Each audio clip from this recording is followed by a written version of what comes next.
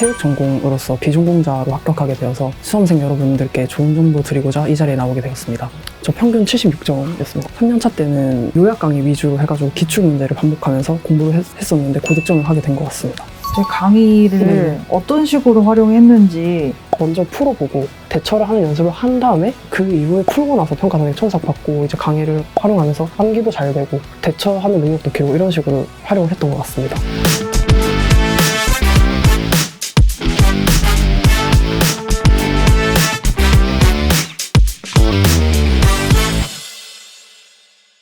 안녕하세요. 저는 하우패스에서 감정평가 이론 담당하고 있는 조명지 평가사라고 합니다.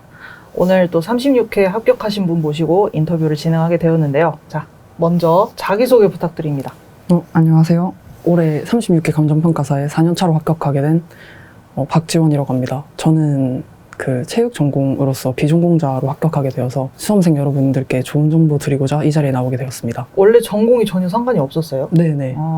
그럼 감정평가사 시험을 준비하게 된 계기 좀 더 자세히 말씀해 주실 수 있을까요? 네. 제가 사실 저도 체육 쪽으로 나가고 싶어서 대학도 뭐 삼수하고 했었는데 막상 이게 재능 쪽으로 나가보니까 현실이 녹록지 않다는 걸 좀 느껴가지고 제가 진로에 대한 고민을 하던 중에 친한 친구와 전화를 하다가 친구가 이제 상경 계열에 그 전공하고 있어가지고 저한테 이거 해보는 게 어떻겠냐, 너가 이제 체력도 좋고 암기력도 좋으니까 하면 잘할 것 같다 라고 해서 개미 지옥에 들어오게 되었습니다.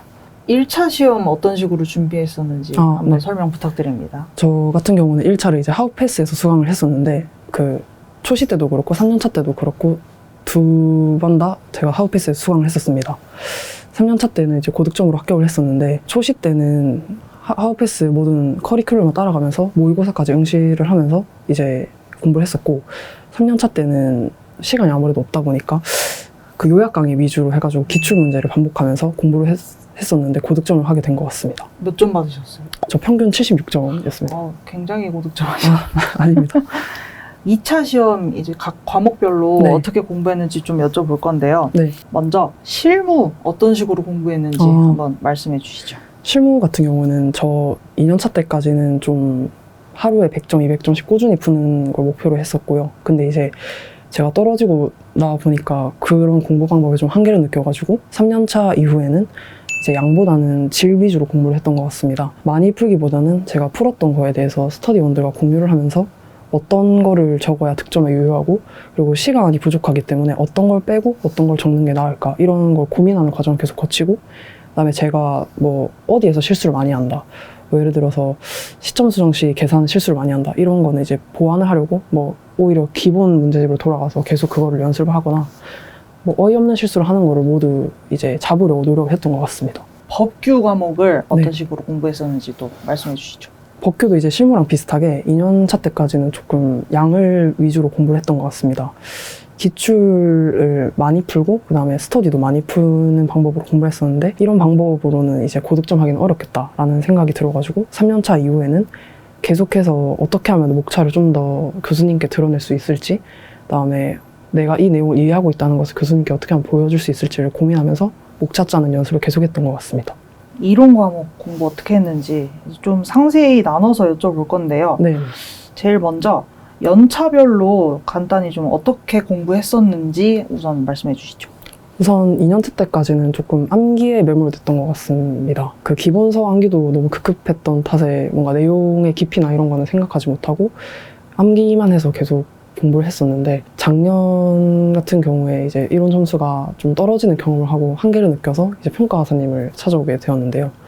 그때 이제 평가사님 만나고 나서 이제 좀 깨닫게 된 게 내용의 양보다는 그 질을 높여서 목차로서 이제 교수님께 보이는 게 중요하다. 그런 거랑 그리고 이제 수험가의 기본서들을 싹 다 버렸습니다. 이제 교수님의 문장 그대로 제가 이해하려는 노력을 하려고 했던 것 같습니다. 그래서 그 두꺼운 교재들을 약간 백과사전 보듯이 좀 활용하면서 내용을 이해하려고 했던 것 같고 그다음에 기출 같은 경우도 많이 풀는 거는 이제 의미가 없다고 생각을 해서 어떻게 하면 목차를 좀 더 잘 짜가지고 목차에서 보일 수 있는지 그거 이제 평가사님께도 확인하는 과정도 받고 그 다음에 저 혼자서도 자아상찰하고 스터디원들한테도 물어보고 이런 식으로 하면서 공부를 했던 것 같습니다. 스터디라 하면 개별 스터디를 하면서 같이 돌려보고 했던 거예요? 네, 평가사님 문제로 이제 개별 스터디를 했던 것 같습니다.